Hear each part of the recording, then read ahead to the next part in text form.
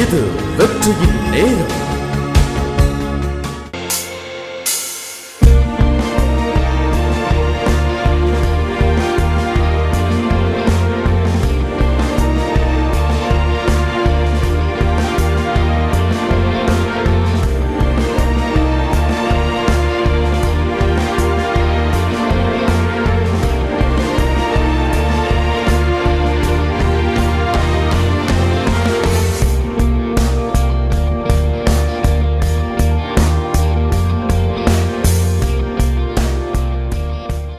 கர்த்தருடைய வார்த்தை திரும்புவோம். யாத்ரா 3:8. அவளை ஏத்தின் கைக்கு விடுதலையாக்கவும் அவள் இந்த தேசத்திலிருந்து நீக்கி கானானியரும் ஏத்தியரும் ஏமோரியரும் பெர்சியரும் ஏவியரும் எபூசியரும் இருக்கிற இடமாகிய பாலும் தேனும் ஓடுகிற நலம் விசாலமான தேசத்தில் கொண்டு போய் சேர்க்க நான் இறங்கினேன். அன்பானவர்களே, நம்முடைய தேவனுடைய தன்மையை இங்கே நாம் பார்க்கிறோம். பல நூறாண்டுகள் அடிமைத்தனத்திலே கட்டப்பட்டிருந்த மக்களை விடுதலையாக்குனது மாத்திரமல்ல, அவர்களுக்கு ஒரு நல்ல வாழ்க்கையை ஆயத்தப்படுத்தி கொடுத்தார் என்று நாம் பார்க்கிறோம். இயேசு கிறிஸ்து நேற்றும் இன்றும் என்றும் மாறாதவர் என்று வேதம் சொல்கிறது. ஆகவே அன்றைக்கு எதை செய்தாரோ இன்றைக்கு அதை நமக்கு செய்ய அவர் விருப்பமாக இருக்கிறார். ஆகவே இந்த காலவேளையிலே பலவிதமான அடிமைத்தனத்திலே வாழுகிற மக்கள், விடுதலை இல்லாமல் தவிக்கிறவர்கள், உங்களை கர்த்தர் விடுதலையாக்க விரும்புகிறார். செய்ய வேண்டியதெல்லாம் இயேசுவே என்ற உள்ளத்துக்குள்ளே வாரும் என்று இதயத்தை திறந்தவருக்கு ஒரு அழைப்பு கொடுக்க வேண்டும். இன்றைக்கி மனிதர்கள் புண்ணிய சேத்திரங்களை புனித கோவில்களையும் தேடி ஓடுகிறார்கள்.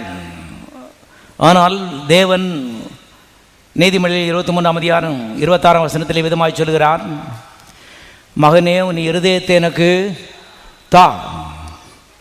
மகனே உன் இருதயத்தை எனக்கு தா. உன் இருதயம்தான் நான் வாசம் பண்ண விரும்புகிற கோவில். பாருங்கள், அநேருக்கு தெரியாது அங்கே கோயில் இருக்குது, இங்கே கோயில் இருக்குது, கடவுள் அங்கே இருக்காரு இங்கே இருக்காருன்னு ஓடிக்கொண்டிருக்கிறார்கள். கர்த்தர் சொல்கிறாரு, நான் தான் கடவுள், நீ தான் கோவில். அகில உலகத்திலும் நான் தங்க விரும்புகிற இடம் உன்னுடைய உள்ளம். எவ்வளோ ஆச்சரியமான காரியம் பாருங்கள்.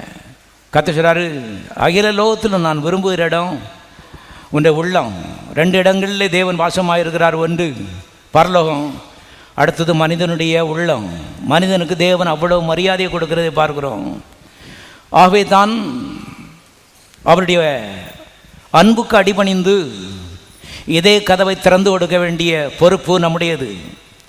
வெளிப்படுத்தல் 3:20 விதமாக வாசிக்கிறோம், இதோ வாசற்படியில் என்று கதவை தட்டி கொண்டிருக்கிறேன். ஒரு சத்தத்தை கேட்டு கதவை திறந்தால் நான் உள்ளே பிரவேசித்து நல்ல வாழ்வை அவனுக்கு கொடுப்பேன் என்று கர்த்தர் சொல்கிறதை பார்க்கிறோம். வாசப்படியிலிருந்து தட்டி கொண்டே இருக்கிறாராம். எல்லா மனிதருக்கும் வாய்ப்பு கொடுக்கப்படுகிறது. யாரும் கட்டுப்போகிறது இந்த தேவனுக்கு இஷ்டம் கிடையாது. எல்லாருக்கும் வாய்ப்பை கொடுக்கிறார். இரவும் பகலும் அவருடைய இதே கதவை தட்டி கொண்டிருக்கிறார் எழுதப்பட்டிருக்கிறது. இப்போ இதே கதவனுடைய கொண்டி கடவுளுடைய கையில் இல்லை, மனிதனுடைய கையிலே இருக்கிறது. ஆகவே நல்ல காலம் வேண்டும் என்று விரும்புகிறவர்கள் இதே கதவை திறந்து இயேசுவே உள்ளே வாரும் என்று அவருக்கு அழைப்பு கொடுக்க வேண்டும். பாருங்கள், கடவுளாக பார்த்து எல்லாத்தையும் செய்கிறதில்லை. மனிதனுடைய நல்ல காலம் கடவுள் கையிலையும் இருக்குது, மனுஷன் கையிலையும் இருக்குது. முற்றிலும் கடவுள் கையில் இல்லை. விசுவாசிகளுக்கும் நான் சேர்த்து சொல்கிறேன், நம்முடைய எதிர்காலம் முற்றிலும் கர்த்தருடைய கருத்தில் இல்லை என்றால் தப்பாக புரிந்து கொள்வோமானால் நம்முடைய வாழ்க்கையில் குழப்பம் நீடித்து கொண்டே இருக்கும். கிறிஸ்தவ ஜீவம் என்பது கிறிஸ்துவும் நாமும் சேர்ந்து நடத்துகிற ஒரு ஜீவியம். இது ஒரு மனிதன் இதே கொண்டியை திறந்து விடும் பொழுது இந்த வாழ்க்கையை ஆரம்பிக்கிறது. ஆகவே தான் இதுவரைக்கும் கிறிஸ்துவை உள்ளத்தில் ஏற்றுக்கொள்ளாதவர்கள் இயேசு என்ற உள்ளத்தில் வாரும் என்றவருக்கு அழைப்பு கொடுங்கள். இயேசுவை ஏற்றுக்கொண்டவர்களுக்கு வேதம் 2 விதமான சுதந்திரங்களை வாக்கு பண்ணுகிறதை பார்க்கிறோம். 1 பேதுரு புத்தகம் சீக்கிரம் 1ஆம் அதிகாரம் 5வது வசனம், கடைசி காலத்தில் வெளிப்பட ஆயத்தமாக்கப்பட்டிருக்கிற ரட்சிப்புக்கு ஏதுவாக விசுவாசத்தை கொண்டு தேவனுடைய பலத்தினாலே காக்கப்பட்டிருக்கிற உங்களுக்கு அந்த சுதந்திரம் பரலோகத்தில் வைக்கப்பட்டிருக்கிறது. பரலோகத்திலே தேவன் ஒரு சுதந்திரத்தை ஆயத்தம் பண்ணி வைத்திருக்கிறார். விசுவாசிகள் கண்ணை மூடின உடனே அந்த சுதந்திரத்திற்குள்ளே பிரவேசித்து விடலாம். அதற்கு எல்லா ஆயத்தங்களையும் கர்த்தர் இயேசு கிரயம் கொடுத்து பண்ணி வைத்திருக்கிறார். அதற்காக நாம் ஒன்றும் செய்யவில்லை. பாருங்க, பரலோகத்தில் அருமையானவர்களே, வேதத்தில் நான் வாசிக்கிறோம், யோவான் 14:1-2 உங்களுக்காக ஒரு ஸ்தலத்தை நான் ஆயத்தம் பண்ண போகிறேன் அவர் சொல்கிறார். வாசிப்போம். யோவான் 14:1-2 உங்கள் இருதயம் கலங்காதிருப்பதாக தேவனிடத்தில் விசுவாசமாயிருங்கள், என்னிடத்திலும் விசுவாசமாயிருங்கள். என் பிதாவின் வீட்டில் அநேக வாசஸ்தலங்கள் உண்டு. அப்படி இல்லாதிருந்தால் நான் உங்களுக்கு சொல்லியிருப்பேன். ஒரு ஸ்தலத்தை உங்களுக்காக ஆயத்தம் பண்ண போகிறேன். ஸ்தலம்னு போட்டுட்டாங்க. நான்லாம் பெந்தகோஸ்தே பின்னணின்னு வந்ததுனால ஏதோ தகர கொட்டை போகிறதுன்னு யோசித்துக்கிட்டேன். ரொம்ப நாள் அப்படி தான் யோசித்துக்கிட்டு இருந்தேன். அருமையான உள்ள. ஆனால் நியூ கிங் ஜேம்ஸ் வேர்ஷனில் விதமாக எழுதப்பட்டிருக்கிறது, there are many mansions in my father's house. என்ற தகப்பனுடைய வீட்டிலே அநேக அரண்மனைகள் இருக்கிறது. ஒரு அரண்மனையை நான் உங்களுக்காக என்ன செய்ய போகிறேன், ஆயத்தம் பண்ண போகிறேன். கவனியுங்கள் அருமையான உள்ளே, இந்த சின்ன வீட்டிலே இயேசுவே உள்ளே வாரும் என்று ஒரு மனிதன் இடம் கொடுக்கும் பொழுது அவனுக்கு ஒரு அரண்மனையை கர்த்தர் அங்கே ஆயத்தம் பண்ணி கொண்டிருக்கிறார். தேவனுக்கு கொடுத்து கட்டு போனமே எவனுமே கிடையாது என்பதைத்தான் இது நமக்கு காட்டுகிறது. கொடுக்காமல் கட்டு போனவர்கள் அநேகம், 1000 லட்சம். ஆனால் தேவனுக்கு கொடுத்து கட்டு போகிறவர்கள் யாருமே கிடையாது. காரணம், 1க்கு 1000 அல்ல, லட்சமாக பெருக்கி கொடுக்கிற தேவன் தான் இந்த தேவன். முழுவதும் சுத்த பண்ணாமல் என்று எழுதப்பட்டிருக்கிறது. ஆகவே தங்க அரண்மனையை கர்த்தர் நம் ஒவ்வொருவருக்காகவும் ஆயத்தப்படுத்தி கொண்டிருக்கிறார் என்று வேதம் சொல்கிறது. தேவனுடைய மக்களாக கிறிஸ்தவ ஜீவம் என்பது ஒரு ஒளிமயமான எதிர்காலத்திற்காக மனிதனை கர்த்தர் அழைக்கின்ற ஒரு அழைப்பு என்பதை தெரிந்து கொள்வது. மதம் அல்ல. அந்தகாரத்திற்குள்ளே, அறிவீனத்துக்குள்ளே, தாழ்வின் குழிக்குள்ளே கிடக்கிற ஒரு மனிதனை கர்த்தர் சந்தித்து மீட்டெடுத்து அவனுக்கு உள்ளே வந்து ஒரு ஒளிமயமான எதிர்காலத்தை அவனுக்கு ஆரம்பித்து கொடுக்கிறார். இந்த எண்ணம் நம்முடைய மனதை நிரப்ப வேண்டியது மிக அவசியமாக இருக்கிறது. காலம் கொஞ்சம் நேரம் ஜெபம், சாயங்காலம் கொஞ்சம் நேரம் ஜெபம், செவ்வாய் வெள்ளி உபவாசம், வெளிப்பு ஜெபம், இந்த யோசனையெல்லாம் விட்டுட்டு கர்த்தர் என்னை நினைக்கிறதுக்கு நான் எம்மாத்திரம் என்ன நான் அவரை கொடுத்தேன். கவனிங்க, முழுவதும் தங்கத்தால் கட்டுறாருன்னு எழுதப்பட்டிருக்கு. நம்ம 1 கிராம் தங்கம் கொடுத்தோமா? எதையுமே நம்மிடத்தில் எதிர்பார்க்காத தேவன். உலகத்திலேயே விலையேறப்பட்டது கிறிஸ்துவின் விலையேறப்பட்ட ரத்தம். அந்த ரத்தத்தையே கடைசி சொட்டு ரத்தம் உனக்காக அவர் சிந்தி இருக்கிறார். தேவ அன்பு இந்த நாட்களில் பெருகுவதாக. சபை வைராக்கியங்களும் அது எதுவும் இல்லை இந்த நாட்கள் நமக்கு தேவை. ஜீவனில் தேவன் மேலே உள்ள ஒரு அன்பும் பாசமும் பற்றும் உங்களுடைய குடும்பத்தை வாழ வைக்கும் என்பதை நீங்கள் தெரிந்து கொள்ளுங்கள். ஆகவே காரணம், தேவன் அன்பாகவே இருக்கிறார் எழுதப்பட்டிருக்கிறது. கடைசி சொட்டு ரத்தத்தை கொடுத்தாரு. பரலோகத்தில் தங்கத்திலேயே அரண்மனையை கட்டி கொண்டிருக்கிறார் எழுதப்பட்டிருக்கிறது. நம்மகிட்ட 1 பவுன் அவர் கேட்டதில்லை. அருமையான, நம்மகிட்ட பிடுங்குகிறவர் அல்ல, கொடுக்கிற தேவன். அன்பு கொடுக்கிறது என்பதை தெரிந்து கொள்ளுங்கள். ஆகவே பரலோகத்தில் ஒரு சுதந்திரத்தை ஆயத்தம் பண்ணி வைத்திருக்கிறார். அநேகர் இதை நம்புகிறார்கள். ஆனால் பூலோகத்திலையும் ஒரு சுதந்திரம் இருக்கிற ஒரு ஞான வெளிச்சம் அநேகருக்கு இல்லை. வாசிக்கலாம். ரோமருக்கு நிருபம் 4வது அதிகாரம் 13வது வசனம். அன்றியும் உலகத்தை சுதந்திரிப்பான் என்கிற வாக்குத்தத்தம் ஆபிரகாமுக்கு உண்டாயிற்று என்று இங்கே வாசிக்கிறோம். உலகம் என்பது சரியான பதம் கிடையாது. அன்றியும் பூமியை சுதந்திரிப்பான் என்கிற வாக்குத்தத்தம் ஆபிரகாமுக்கு உண்டாயிற்று. கவனிங்க, பரலோகத்தில் ஒரு சுதந்திரத்தை வச்சிருக்கிறாராம், பூலோகத்தில் ஒரு சுதந்திரத்தை வைத்திருக்கிறார் என்று வேதம் சொல்கிறது. பாருங்கள், நம்முடைய சுதந்திரம் செத்ததுக்கு அப்புறம் பரலோகத்தில் போய் ஆரம்பிக்கிறது இல்லை. நல்ல எதிர்காலம் செத்ததுக்கு அப்புறம் பரலோகத்தில் போய் ஆரம்பிக்கின்ற இன்றைக்கு லட்சக்கணக்கான விசுவாசிகள் நம்பிக்கொண்டிருக்கிறார்கள். ஆகவே பூலோகத்தில் பூஜ்யம் தான் அவருடைய வாழ்க்கையாக இருக்குது. அதை பற்றி எந்த சிந்தனையும் இல்லை. ஏன்னா எப்போ பரலோகத்தில் போய் கால வைப்போம், எப்போ நல்ல காலம் ஆரம்பிக்கும் என்று அவள் காத்து கொண்டிருக்கிறாள். பிசாசுனுடைய பொய் என்பதை நீங்கள் தெரிந்து கொள்ளுங்கள். அவன் பொய்யனும் பொய்க்கு பிதாவுமாக இருக்கிறான். அவன் சொல்கிறான் சுதந்திரம் இருக்குது, அது இல்லைன்னு நம்ம சொல்கிறது இல்லை. ஆனால் செத்ததுக்கு அப்புறம் பரலோகத்தில் போய் நினைச்சது ஆரம்பிக்கிறது பொய். பிசாசானவன் பொய்யனும் பொய்க்கு பிதாவுமாக இருக்கிறான். பொய் பேசும்பொழுது இந்த சொந்தத்திலிருந்து எடுத்து பேசுகிறான் என்பதை தெரிந்து கொள்ளுங்கள். நல்ல காலம் பரலோகத்தில் போய் ஆரம்பிக்கிறது இல்லை, நல்ல காலம் இயேசுக்குள்ளே ஆரம்பிக்கிறது. அந்த இயேசு எப்பொழுது நம்ம உள்ளத்துக்குள்ளே வருகிறாரோ அப்பொழுதே நல்ல காலம் ஆரம்பிக்கிறது என்பதை தெரிந்து கொள்ளுங்கள். ஆகவே ரட்சிப்பின் நாள் ஒரு ஒளிமயமான எதிர்காலத்தின் ஸ்டார்டிங் பாயிண்ட், ஆரம்பம் என்பதை தெரிந்து கொள்ளுங்கள். அதுதான் நீதிமொழியின் புஸ்தகம் 4ஆம் அதிகாரம் 18ஆம் வசனத்தில் விதமாய் வாசிக்கிறோம். நீதிமானுடைய பாதை நடுப்பகல் வரைக்கும் அதிகமாய் பிரகாசிக்கிற சூரிய பிரகாசம். எத்தனை பேர் இந்த காலவெளியில் நீதிமான்கள்? எல்லாரும் சொல்லுவாங்க, நான் நீதிமான், என்னுடைய பாதை நடுப்பகல் வரைக்கும் அதிகமாய் பிரகாசிக்கிற சூரிய பிரகாசம். தேவனுடைய பிள்ளைகளை கிறிஸ்துவ உள்ளத்தில் ஏற்றுக்கொள்ளும் பொழுது இந்த பிரகாசம் ஆரம்பிக்கிறது. சூரியன் எப்படி விடிய காலம் 6 மணிக்கு எழும்புறானோ அதே போல உள்ளே வெளிச்சம் வந்து விட்டது.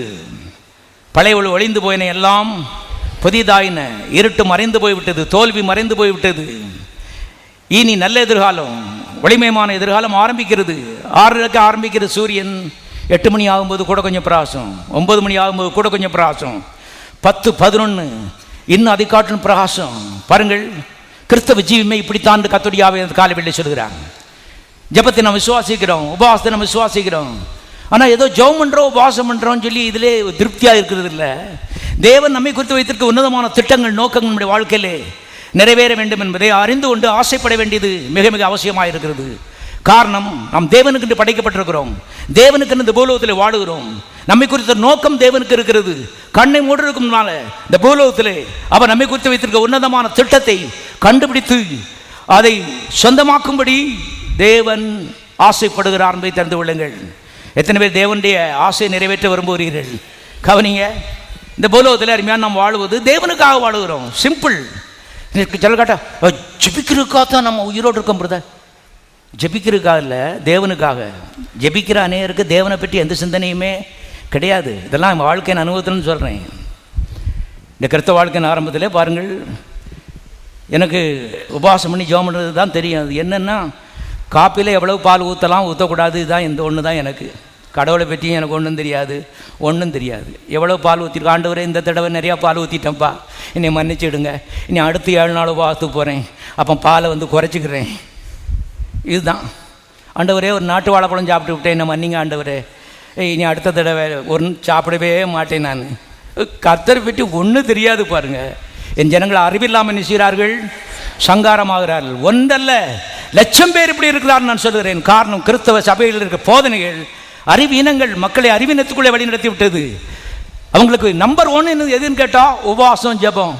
உபவாசம் ஜெபம் இல்லை, எல்லாரும் சொல்லுவோம் தேவன் அவர் என்னை பற்றி வைத்திருக்க திட்டங்கள், அவருடைய நோக்கங்கள், அவருடைய ஆசைகள், அவருடைய நல்ல வரைபடங்கள், இவளை நான் கண்டுபிடிக்க வேண்டும், அதை அடைய வேண்டும், சுதந்திரிக்க வேண்டும். அதுதான் அருமையான இந்த பூலோகத்தில் நாம் வாழ்வதன் நோக்கம் என்பதை தெரிந்து கொள்ளுங்கள். அப்படிப்பட்டவர்கள் ஜெபிக்காமல் இருக்க மாட்டார்கள். அது வேற விஷயம். கவனிங்க, ஜெபிக்கிறதுக்காக வாழுகிறோம், தேவனுக்காக வாழுகிறோம். அப்படிப்பட்டவர்கள் ஜெபிக்காமல் இருக்க முடியாது தேவனுடைய மக்களே. ஆகவே கிறிஸ்தவ ஜீவிதத்தில் ரொம்ப முக்கியம் ஜெபம் இல்லை, கிறிஸ்தவ ஜீவிதத்தில் ரொம்ப முக்கியம் தேவன். மனதில் ஆழமாய் பைத்துக் கொள்ளுங்கள். ஏன்னா தசியை சாத்தான் திருப்பி விட்டுட்டான்னு சொன்னால் குருடர்கள் மாதிரி நம்ம தடவிட்டே இருப்போம், ஒன்றையும் நாம் அடைந்து கொள்ள மாட்டோம் என்பதை நீங்கள் தெரிந்து கொள்ளுங்கள். பாருங்கள், இந்த சூரியன் அங்கேருந்து எழும்புறான், 12 மணி ஆகும் பொழுது அது ஒளி குறைய ஆரம்பிக்கிறது. Down down down. ஞானியாகி சாலமோன் பரிசுத்த ஆவியானவர் மூலமாக ஏவப்பட்டு சொல்லும் பொழுது, நீதிமானுடைய பாதை எது வரைக்கும்? எவ்வளவு ஞானமாக சொல்லியிருக்காரு பாருங்க. சாயங்காலம்னு சொன்னால் இன்றைக்கி சில சொல்லிடுவாங்க, நாங்கள் அதில் தான் இருக்கோம், நாங்கள் சாயங்காலத்தில் இருக்கோம். Going down down down. பைபிளில் போட்டிருக்கு இல்லையா? பைபிளில் போடலை. பைபிளில் நடுப்பகல் வரைக்கும் அதிகமாய் பிரகாசிக்கிற சூரிய பிரகாசம். நடுப்பகலில் விசுவாசி கண்ணை மூடுகிறான், பரலோகத்துக்குள்ள என்ன செய்கிறான்? பிரவேசித்து விடுகிறான். அது இதை காட்டிலும் க்ளோரி, அது இதை காட்டிலும் மேன்மையான ஒரு அனுபவம். அருமையானவர்களே, மங்கி போச்சு, வாடி போச்சு, வத்தி போச்சு, பின்மாறிட்டார், இந்த பேச்சுக்கு இடமே இல்லை என்பதை தெரிந்து கொள்ளுங்கள். எல்லாரும் கிறிஸ்துவுக்காக கரங்களுக்கு சோதரிப்போம். எப்படியோ இருந்தோம் அந்தகாரத்தில், பேய் பிசாசுகளுக்கு பின்னாலே ஓடிக்கொண்டு வழி தெரியாதபடி தவித்து கொண்டிருந்தோம். நாம் அவரை அழைக்கவில்லை, அவர் நம்மை அழைத்தார். நாம் அவரை தெரிந்து கொள்ளவில்லை, அவர் நம்மை தெரிந்து கொண்டார். நாம் அவரை முன்குறிக்கவில்லை, அவர் நம்மை முன்குறித்தார். முன்குறித்து நம்ம அழைத்தார். ஒரே நோக்கம், நீ நல்லா இருக்கணும். அதுதான், இந்த உலகத்தில் நல்லா இருக்கணும், அந்த உலகத்தில் நல்லா இருக்கணும். வேற அவருக்கு ஏதோ வேணும்னு சொல்லி நீ கூப்பிடல. நம்மை நம்பி அவர் பிழைக்கவில்லை தேவனுடைய மக்களே. அடிக்கடி நான் யோசித்து பார்க்க, 22,50,000 சதுர மைல் பரப்பளவு உள்ள அந்த பரலோகம் முழுவதும் சுத்த பொன்னாமைன்னு போட்டிருக்கு. அவ்வளவு பெரிய பணக்காரன் தான் நம்முடைய தேவன். யாரையும் நம்பி அவர் இல்லை. ஆகவே நம்முடைய நல்வாழ்வுக்காக நம்ம அழைத்திருக்கிறார். தேவனுடைய உள்ளம் நம்முடைய நல்வாழ்விலே திருப்தி அடைகிறது. இந்த உலகத்திலையும் நல்வாழ்வு, அந்த உலகத்திலையும் நல்ல வாழ்வு என்பதை திட்டமாக நீங்கள் தெரிந்து கொள்ளுங்கள். பாருங்கள், பரலோகத்திற்கு சுதந்திரத்தை பற்றி இன்னொரு குறிப்பை பார்ப்போம். 1 பேதுரு புத்தகம் 1ஆம் அதிகாரம் 4ஆம் வசனம்.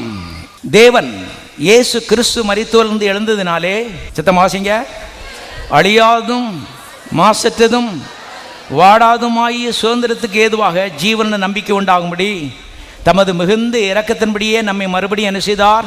ஜனிப்பித்தார். அவருடைய இரக்கத்தின்படி நம்மை மறுபடியும் பிறப்பித்தார். அவருடைய இரக்கத்தின்படி நம்மை தேவகுமாராக மாற்றினார். அவருடைய இரக்கத்தின்படி நீதிமான்களாக மாற்றினார். அவருடைய இரக்கத்தின்படி நம்முடைய பாவங்களை மன்னித்தார், பரிசுத்தமாக்கினார். எதற்கான்னு கேட்டால் 3 காரியங்கள் எழுதப்பட்டிருக்கிறது. அழியாது, மாசற்றது, வாடாதுமாகிய சுதந்திரம். பரலோகத்திற்கு சுதந்திரத்தை பற்றி எழுதப்பட்டிருக்கிறது. அது அழியாது, மாசற்றது, வாடாது. இந்த உலகத்தில் எங்கே பார்த்தாலும் எல்லாம் வாடி போயிடுது. காலமை பூவை பிரமாதமாக வாங்கி தலையில் வைக்காங்க, சாயங்காலம் பார்த்தா வாடி போய் விடுகிறது. யாரும் தடுக்க முடியாது, எந்த விஞ்ஞானியும் தடுக்க முடியாது, யாரும் தடுக்க முடியாது. ஏன் தெரியுமா? பிசாசு இந்த உலகத்தின் அதிபதியாக இருக்கிறான்.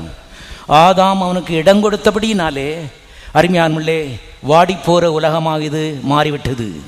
இறைவன் இதை உருவாக்கும் பொழுது பரலோகத்தை போலவே உருவாக்கியிருந்தார். சில ஆட்கள் செத்து பரலோகத்துக்கு போயிட்டு திரும்பி வராங்க. அவங்ககிட்ட சாட்சியை கேட்டால் அவங்க சொல்கிறாங்க, பரலோகத்தில் எதுவுமே வாடாதான் பாருங்க. பூக்கள் இதை காட்டில் அழகான பூக்கள் இருக்குது, தோட்டங்கள் இருக்குது. ஒரு நாளும் இந்த பூவுமே வாடினதில்லைன்னு சொல்கிறாங்க. சாவாமை உள்ள ஒரு தேசம். சாவு, வாடி போகிறது, வறண்டு போகிறது, காஞ்சி போகிறது, வற்றி போகிறது. இதெல்லாம் நம்ம தேவனுடைய சுபாவம் கிடையாது. அவர் ஜீவதேவன். பாருங்கள், பூலோகமும் அதே சாயல் தான் படைக்கப்பட்டது. ஆனால் முட்டாளாதான் பிசாசுக்கு இடம் கொடுத்த அப்படின்னாலே எல்லாம் வாடி போகிறது. அருமையானே, கரிந்து போகிறது, மெலிந்து போகிறது. மனுஷனும் பாருங்க, சாகிறதுக்காக அவன் உருவாக்கப்படவில்லை. ஆகவே தான் ஏதேன் தோட்டத்தில் கல்லற தோட்டத்தை நிச்சயலை உண்டாக்கலை. தேவனா உண்டாக்கியிருப்பார். நம்முடைய தேவனை போல ஆயத்தம் பண்ணுற ஒரு ஆளை எங்கேயுமே பார்க்க முடியாது. கல்ற தோட்டம் மனுஷனுக்கு தேவைன்னா கண்டிப்பாக ஏதேன் தோட்டத்தில் ஒரு ஓரத்தில் கல்ற தோட்டத்தை நினச்சி ஒரு தூக்கமணியாங்க அவர் கட்டி போட்டிருப்பார். ஒரு கோயில் குட்டியை வச்சு அப்பா அடிச்சுட்டே டங் டங் டங்குன்னு. இன்றைக்கி சிலருக்கு பாருங்கள், இங்கே வந்தவொடனே கேட்காங்க, கல்ற தோட்டம் இருக்கான்னு கேட்காங்க. ஐயோ அப்பா, மக்களுடைய மனது எப்படி போய் கிடக்குது பாருங்கள். மனிதன் கல்றத்தோட்டத்துக்காக உருவாக்கப்பட்டவன் அல்ல. வாடாமை உள்ளவனாய், சாவாமை உள்ளவனாய், என்றைக்குமே ஏதேன் தோட்டத்தில் வாழும்படி அவன் இறைவனால் நிச்சயப்பட்டான், உருவாக்கப்பட்டான். என்றைக்கு பிசாசுக்கு செவி கொடுத்தானோ அன்றைக்கு செத்தான், அன்றைக்கு வாடி போனான், வறண்டு போனான்.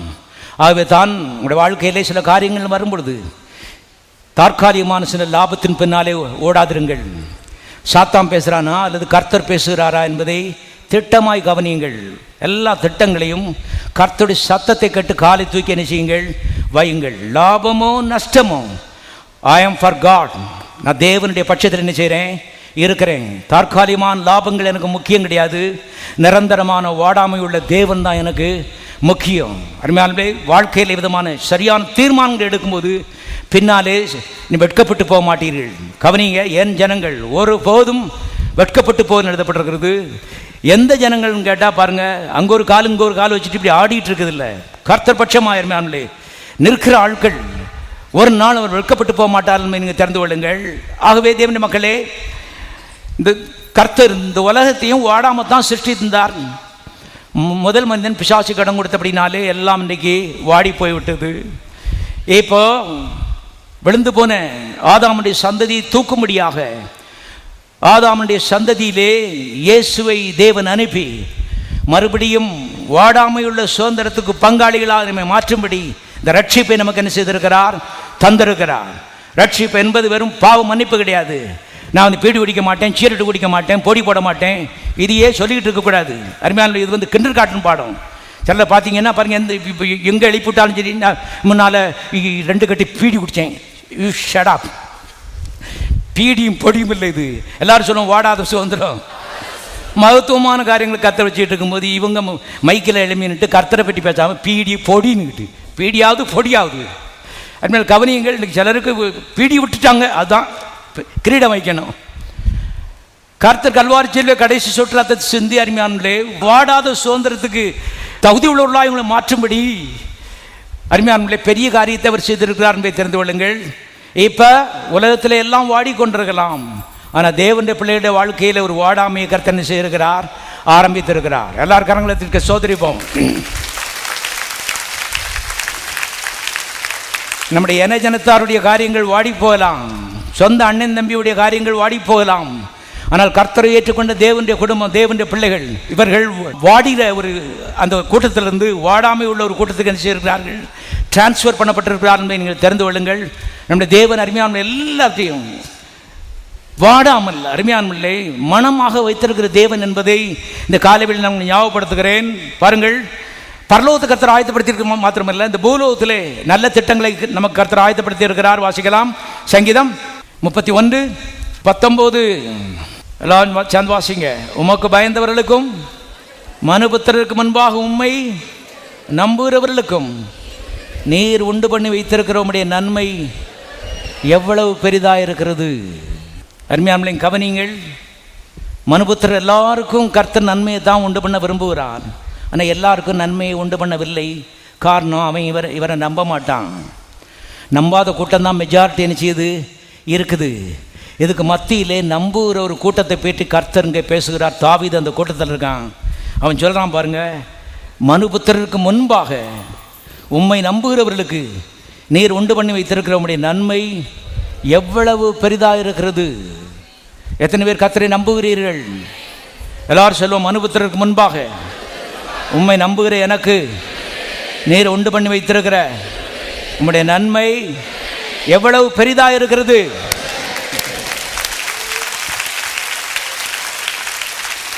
இந்த நன்மை எவ்வளவு பெரிதாக இருக்கிறது. பெரிய காரியங்களை கர்த்தர் ஆயத்தப்படுத்தி வச்சுக்கிட்டு தான் உன்னை அழைத்தார் என்பதை திட்டமாக நீ தெரிந்து கொள்.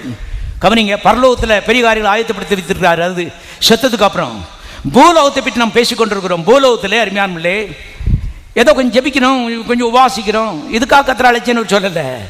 பெரிய திட்டங்களை கர்த்தர் பூலோகத்திலே கர்த்தர் ஆயத்தப்படுத்தி வைத்துக்கிட்டு கர்த்தர் சொல்றாரு, வா.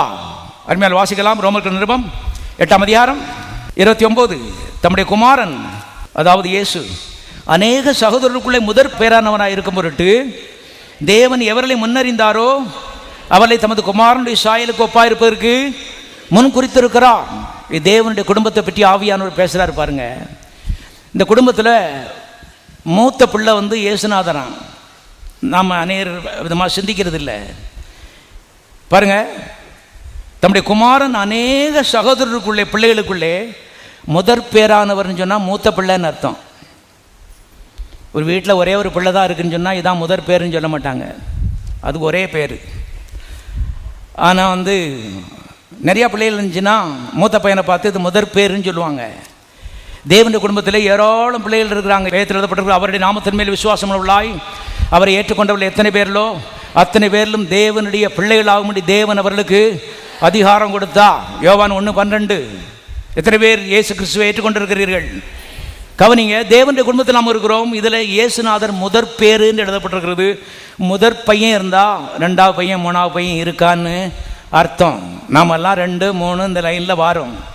எங்கேயோ இருக்கும், 27 இருக்கலாம், அது 28 இருக்கலாம். கர்த்தருக்கு தோத்திரம். அருமையான கர்த்தர் வெளியே தள்ளிடல. வெளியே இருந்தோம் ஒரு நாள் இல்லை, வெளியே இருந்து உள்ள இந்த குடும்பத்துக்குள்ளே நினைச்சிருக்கிறாரு, கூப்பிட்டு இருக்காருன்னு போட்டிருக்குது. அடுத்த வசனத்தில் பாருங்க, ரோமர்கள் நிருபம் 8:30. இது இன்னொரு பாயிண்ட் நான் சொல்கிறேன். தம்முடைய குமாரன் அநேக சகோதரருக்குள்ளே முதற் பேரானவராக இருக்கும் பொருட்டு தேவன் எவர்களை முன்னறிந்தாரோ அவர்களை தமது குமாரனுடைய சாயலுக்கு ஒப்பாயிருப்பதற்கு முன் குறித்திருக்கிறார். கவனிங்க, இயேசுநாதருக்கு என்ன சாயல் இருக்குதோ அதே சாயல் தான் நமக்கும் இருக்குன்னு போட்டிருக்குது. முன்னாலே பாவத்தின் சாயலில் பிசாசின் சாயலில் வாழ்ந்து கொண்டு இருந்தோம். என்றைக்கு இயேசுவை உள்ளே வாரும் என்று கூப்பிட்டோமோ அன்றைக்கு தேவ சாயலிலே தேவன் நம்முடைய உள்ளான மனிதன் என்ன செய்திருக்கிறார், வரைந்திருக்கிறார். நான் சரீரத்தை பற்றி பேசவில்லை, உள்ளே இருக்கிற ஆவியை பற்றி பேசுகிறேன். அந்த ஆவியை பற்றி வேதத்தில் எழுதப்பட்டிருக்கிறது, ஒருவன் கிறிஸ்துவுக்குள் இருந்தால் புது சிருஷ்டியாக இருக்கிறான், பழையவள் எல்லாம் ஒழிந்து போயின, எல்லாம் புதிதாயின. என்ன புதிதாயின? தேவகுமாரனாய் இயேசுவின் சாயலுக்கு ஒப்பாக பரிசுத்த ஆவியானவர் உள்ளே நம்முடைய ஆவியை வனைந்து விட்டார் என்று வேதம் சொல்கிறது. கடந்த காலத்திலே எத்தனை பெரிய அற்புதம்! நாம் 41 நாள் உபாசம் இருந்ததுன்னு அல்ல, அருமையான தேவனுடைய அன்பு நம்ம முன்னறிந்து முன்குறித்து, இந்த குடும்பத்தில் மூத்த பிள்ளை எப்படி இருக்குதோ அதே மாதிரி தான் எல்லா பிள்ளைகளும் இருக்க வேண்டும் என்பது தேவனுடைய திட்டம். ஆகவே இயேசுவே உள்ளே வார்மிட்டு கூட்ட மாத்திரத்திலே ஒரு அற்புத செயல் உள்ளே நடந்து விட்டது.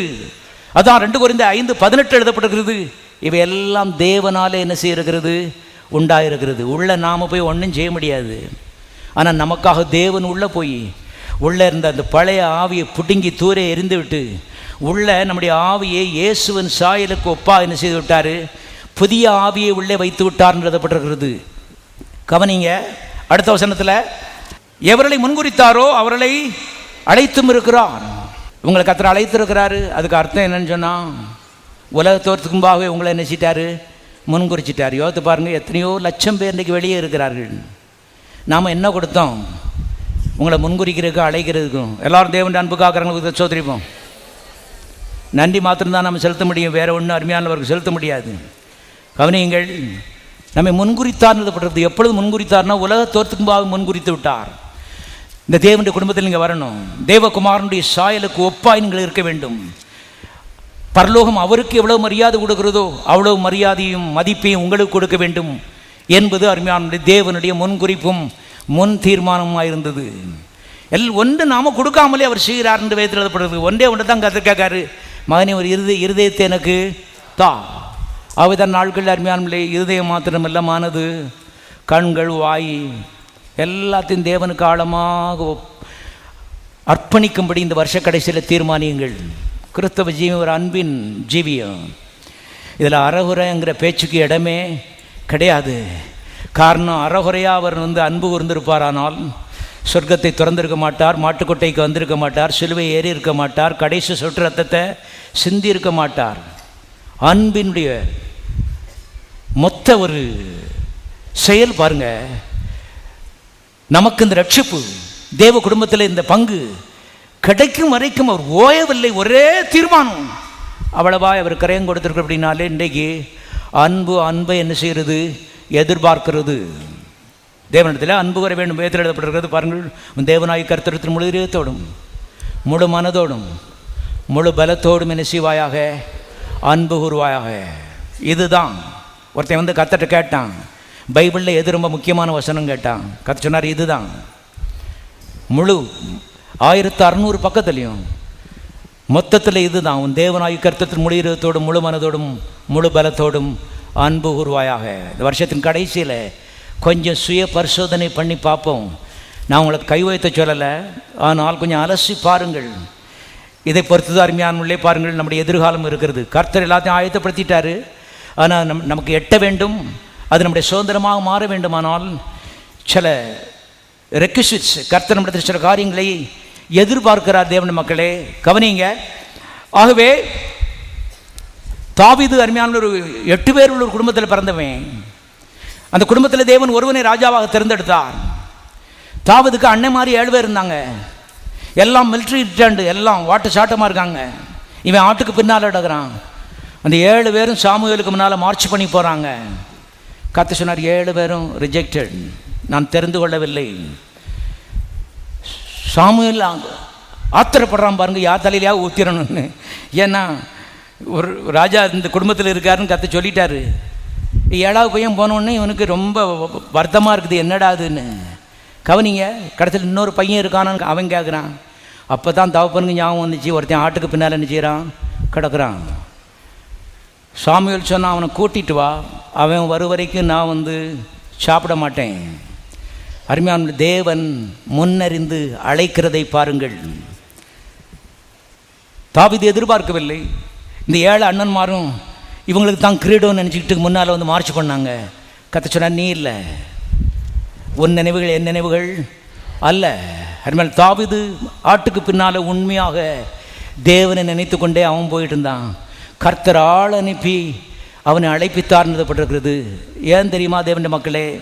அவனுக்குள்ளே இந்த குவாலிட்டிஸ், சில தன்மைகள் இருந்தது என்பதை தெரிந்து கொள்ளுங்கள். தேவன் காரியங்களை ஆயத்தப்படுத்துகிறார். அதனுடைய சொந்தமாக வேண்டுமானால் நமக்குள்ளேயும் சில தெய்வீகமான தன்மைகள் இருக்க வேண்டியது மிக மிக அவசியமாக இருக்கிறது. கர்த்தர் கற்றுக் கொடுத்தாரு.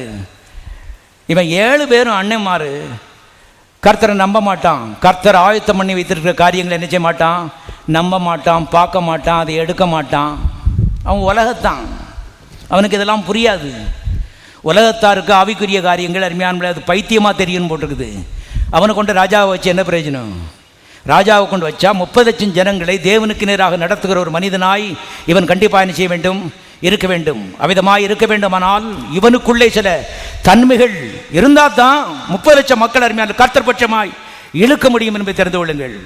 அவதான் வீட்டு தலைவர்கள் குடும்பம் முழுவதையும் கர்த்தர் பட்சமாய் தேவனுடைய பாதையில் இழுத்து செல்லும்படி கர்த்தர் உங்களை தலைவராக வைத்திருக்கிறார். உங்களிடத்தில் சில காரியங்களை எதிர்பார்க்கிறார். கர்த்தர் அவருடைய அன்பு, அவருடைய அன்பின் திட்டங்கள் உங்களை முன்னறிந்து அழைத்தது, நீங்கள் சொல்லாமலே ஆயத்தம் பண்ணி வைத்திருக்க திட்டங்கள், இவளெல்லாம் நீங்கள் நம்புகிறவர்களாக இருக்க வேண்டும். மனக்கண்களால் பார்க்கிறவர்களாக என்ன செய்ய வேண்டும், இருக்க வேண்டும். சும்மா லௌகிகமான காரியங்களே இன்றைக்கி மனிதர்கள் பார்த்துட்டு இருக்காங்க. இப்போ பொருள் பின்னாலே இன்றைக்கி சிலர் ஓடிட்டு இருக்காங்க. தேவன் மக்களை கவனிங்க. ப்ராஸ்பரிட்டி காஸ்பல்னு சொல்கிறோம், இந்த செழிப்பின் சுவிசேஷம். இது பொருளாசை கிடையாது. திட்டமாக எங்களுக்கு தெரிந்து கொள்ளுங்கள். சாத்தாண்டைக்கு சிலருக்குள்ளே வஞ்சத்தை வச்சுருக்காங்க, பொருளாசையை பிரசங்கம் பண்ணிகிட்டு இருக்காங்கன்னு சொல்கிறாங்க. இது பொருளாசை கிடையாது, இது தேவன் மேலே ஆசை. அந்த தேவன் கொடுக்குற செழிப்பு, அதான் செழிப்பின் சுவிசேஷம். தேவன் அன்பு, அவருடைய அன்பின் திட்டங்கள், அவரின் நினைப்பு இருக்குது. நான் எம்மாத்திரம் கத்தை என்ன நினைத்தீர ஆண்டவர், நான் இப்போ நான் உண்மை நினைக்கிறேன். நீர் ஆயத்தம் பண்ணித்திருக்கிற திட்டங்களை பார்க்கும்படி இந்த மனக்கண்கள் என்ன செய்யும், திறந்தரணும். அதை பார்த்து நான் சுதந்திரிக்க மாத்திரமில்லை, குடும்பத்தையும் அதுக்கு நேராக நான் எழுக்கணும். இப்படிப்பட்ட தெய்வீகமானவர்களுக்கு வானத்தை கழித்து தேவனை செழிப்பு என்ன செய்கிறார், கொடுக்கிறார். கவனிங்க, பணத்துக்கு பின்னால் ஓடுறதில்லை. பொருளாசை தன்னை உடையவரின் உயிரை என்ன செய்யும், வாங்கும். பொருளாசை செழிப்பு கிடையாது. செழிப்பு என்பது இறைவனே அருமையானவர்களே பிரியப்பட்டு வானத்தை கிழித்து ஒரு மனுஷன் மேலே கொட்டுகிறது என்று வேதம் திட்டமாய் சொல்கிறது. யார் அந்த மனிதன்? தாவீதை போல அருமையானவர்களே அவனுக்குள்ள சில குவாலிட்டிஸ் இருக்கிறது. இவன் தண்ணீர் தானே அருமையானவர்களே தேவனுடைய திட்டங்களை பார்த்து அது சுதந்திரிக்க மாத்திரமல்ல, 30 லட்சம் மக்களையும் அந்த தசைக்கு நேராக எடுக்கக்கூடிய ஒரு அப்படிப்பட்ட உள்ள தெய்வீகமான ஒரு உறுதியான ஒரு குணம் இருக்குது. அருமையான தேவன் மக்களே, இதை வாஞ்சிக்க வேண்டும். வெறும் பணத்தை பற்றி நாம் பிரசங்கம் பண்ணலை, தேவனை பற்றி பேசுகிறோம். அந்த தேவன் பின்னால் ஓடினீங்கன்னா நீங்கள் என்றைக்கு ஏழைகளாக இருக்க மாட்டீர்கள். கேரண்டி, ஏழைகளாக இருக்க மாட்டீர்கள். இந்த பிரசங்கத்தை நீங்கள் எங்கேயாவது கேட்க முடியுமா? பாருங்கள், பொடியை விடு பீடியை விடுன்னு 52 வாரம் பிரசங்கம் பண்ணிட்டு இருப்பாங்க. ஏழையாக இருக்க மாட்டீர்கள். தாவீது ஏழையாக இருந்தான், ஆனால் ஏழையாக பின்னால் என்ன செய்யலை, இருக்கலை. எளியவனை குப்பையிலிருந்து தூக்கி ராஜாக்களோடு உட்கார வைக்கிற தேவன், சிறியவனை புழுதிலிருந்து தூக்கி ஜனத்தின் அதிபதியோடு உட்கார வைக்கிற தேவன். அதற்கென்றே தேவன் ஒரு மனிதனை முன்குறிக்கிறார், அழைக்கிறார். கவனியுங்கள், ஆட்டுக்கு பின்னால சாணிக்கு பின்னால போயிருந்தான் மனுஷனை முன்குறித்து அருமையானே தூக்குறாரு. பாருங்க, உலகம் இதை கண்டுகொள்ளும்படி இன்றைக்கு நாம் இந்த தேவன் எப்படிப்பட்டவர் என்பதை அறிந்து கொள்ளும்படி இவெல்லாம் எழுதப்பட்டிருக்கிறது. நான் வாசித்து கொண்டிருக்கும் பொழுது பாருங்கள், குப்பைங்கிற இடத்துல ஆங்கிலத்திலே டங் ஹில் என்று எழுதப்பட்டிருக்கிறது, சாணி மேடு. நான் யோசித்தேன், என்ன சாணின்னு போட்டிருக்கேன் அப்படின்னு. கத்திரியாண்ட சொன்னார், தாவீது தான் இதை எழுதியிருக்கான். அவன் சாணிக்கு பின்னால் தான் என்ன செய்யிட்டு இருந்தான், போயிட்டு இருந்தான். ஆட்டுக்கு பின்னால் என்ன கிடக்கும், தங்கமாக கிடக்கும். பூரா சாணி தான், கையில் காலில் சாணி, கையில் சாணி, எல்லா பக்கம். இதுதான் அவன் பிழப்பு. அங்கேருந்து தூக்குனாரு பாருங்க அருமையானே. கிட்டத்தட்ட கோயில் கட்டுறாங்க. கோயில் கட்டும்போது 450 கோடி ரூபாய்க்கு காணிக்க கொடுத்தான. 450 கோடி ரூபாய், 3000 தாலந்து ஓப்பீரின் தங்கம். நான் தங்கத்தை மாத்திரம் சொல்கிறேன், தங்கத்துடைய வேல்யூ மாத்திரம் 450 கோடி ரூபா கொடுத்தான்னு போட்டிருக்குது. அருமையான கவனியங்கள், எளியவனை குப்பையிலிருந்து தூக்குற தேவன் எவனையும் மேன்மைப்படுத்தவும் பலப்படுத்தவும் அவராலே ஆகும். அவரது நாட்களிலே கர்த்தர் மேலே அன்பு, பற்று, பாசம், கர்த்தர் எதிர்பார்க்கிற மாதிரி சில தன்மைகள் நமக்குள்ளே இருக்க வேண்டும் என்று ஆசைப்பட வேண்டும். வெறும் பணத்து மேலே ஆசைப்படுறதில்லை, பணத்தை அவர் கொண்டு வருவார். கர்த்தருடைய ஆசீர்வாதமே ஐஸ்வர்யத்தை தரும். கர்த்தர் அதனோடு வேர்வையை வேதனையை கூட்டார். இது வேதனை இல்லாத ஐஸ்வர்யம், இது கர்த்தர் கொடுக்குற ஐஸ்வர்யம். தேவ தூதர்கள் கொண்டு வந்த கொடுக்கிற ஐஸ்வர்யம். இது அருமையானவர்களே பாருங்கள், பொருளாசை, இந்த இச்சை அந்த அடிப்படையில் வருகிற ஒரு ஐஸ்வர்யம் கிடையாது. செழிப்பின் உபதேசத்தில் இருக்கிற மனிதர் நினைக்கிறதே இல்லை பணத்தை பற்றி, ஆனால் அவர் நினைக்கிறாரு. கவனியுங்கள். ஆகவே தேவனுடைய மக்களே, தாவீதை கர்த்தர் அழைத்தார், நம்மை முன்குறித்தார், அழைத்தார். இன்னொரு தடவை இந்த ரோமர் 8ஆம் அதிகாரம் திரும்புங்க. ரோமர் 8:30. எவர்களை முன்குறித்தாரோ அவர்களை அழைத்தும் இருக்கிறார், எவர்களை அழைத்தாரோ அவர்களை நீதிமான்களாக்கியும் இருக்கிறார், எவர்களை நீதிமான்களாக்கினாரோ சத்தமாசிங்க மகிமைப்படுத்தியும் இருக்கிறார். எல்லாரும் சொல்லுவோம், நான் நீதிமான், கர்த்தர் ஏற்கனவே என்னை மகிமைப்படுத்தி இருக்கிறார். சத்தத்துக்கு அப்புறம் மகிமைப்படுத்துவார் போல, மகிமைப்படுத்தி இருக்கிறார். குமாரனை சாயலுக்கு ஒப்பாக்கி விட்டார். இந்த குடும்பத்தில் பார்க்கும்போது இயேசுவையும் நம்மையும் ஒரே பார்வையோடு தான் பிதாவாகி தேவன் பார்க்கிறார். இயேசுவின் மேலே என்ன அன்பு வைத்திருக்கிறாரோ அதே அன்பு நம்மையிலே காட்டப்படுகிறது என்று வேதம் சொல்கிறது. பாரபட்சமே கிடையாது. இன்னைக்கு மாம்சியமான குடும்பங்கள் தான். சிலருக்கு, சில அம்மாமாருக்கு பொம்பளை பிள்ளை வேணும், சில அம்மாமாருக்கு என் பையன் ஆம்பளை பிள்ளை வேணும். கிட்டத்தட்ட வெட்டிக்கிட்டு சாவுறான்னு பாருங்க. ஆண்டவர் குடும்பத்தில் இந்த பேச்சுக்கு இடமே கிடையாது. மூத்த பிள்ளையாக இயேசுக்கு எவ்வளோ முக்கியத்துவமோ அதே முக்கியத்துவம் தான் இளைய பிள்ளைகளுக்கு. அருமையான கவனிங்க, மகிமைப்படுத்தி இருக்கிறார். தேவனுடைய குடும்பத்திலே கர்த்தர் அழைத்திருக்கிறார். இது ஒன்று நாம் அவருக்கு கொடுத்ததுனால அவர் செய்யலை, முற்றிலும் அவருடைய அன்பும் அவருடைய முன்குறிப்பும். நம்ம செய்ய வேண்டியதெல்லாம், ஆண்டவரே உமக்கு நன்றி, கொஞ்சம் பார்க்குறேன், இன்னும் கொஞ்சம் உங்களுடைய திட்டங்களை பார்க்க எனக்கு உதவி செய்யும், அதுக்கு நேராக அருமையான போகும்படி எனக்கு உதவி செய்யும். தேவன் மக்களை, யோவான் சுவிசேஷம் 17ஆம் அதிகாரம் 23. ஒருமைப்பாட்டில் அவர்கள் தேறினவர்களாக இருக்கும் படிக்கும் என்னை நீர் அனுப்பினதையும், சத்தமாசிங்க, நீர் என்னில் அன்பாய் இருக்கிறது போல அவர்களிலும் அன்பாய் இருக்கிறதையும் உலகம் அறியட்டும்.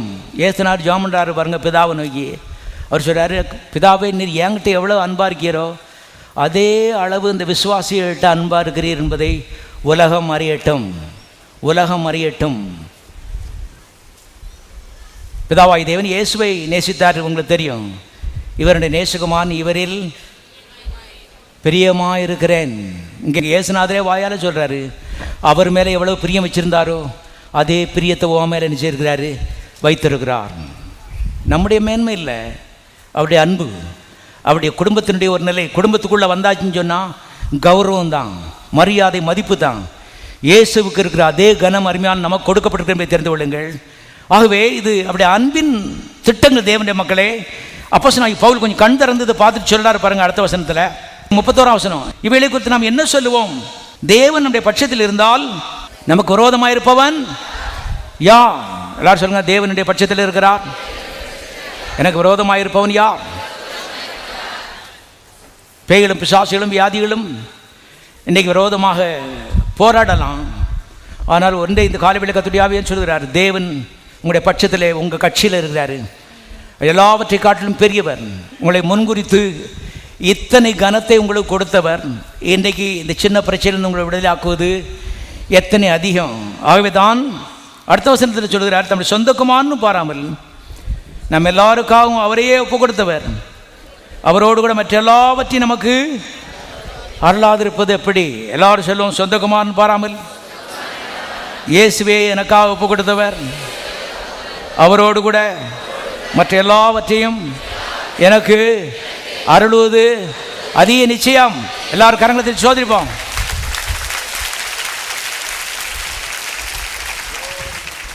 மகிமைக்கென்ற தேவன் நம்மை அழைத்திருக்கிறார். தேவன மக்களே, நம்மளை போட்டு சோதிச்சு அடித்து நொறுக்கி பாடம் படித்து கொடுக்கறது இல்லை. பாருங்கள், இந்த பூலோகத்தில் அவர் இயேசு வந்த பொழுது எத்தனையோ வியாதியஸ்தர் வந்தாங்க.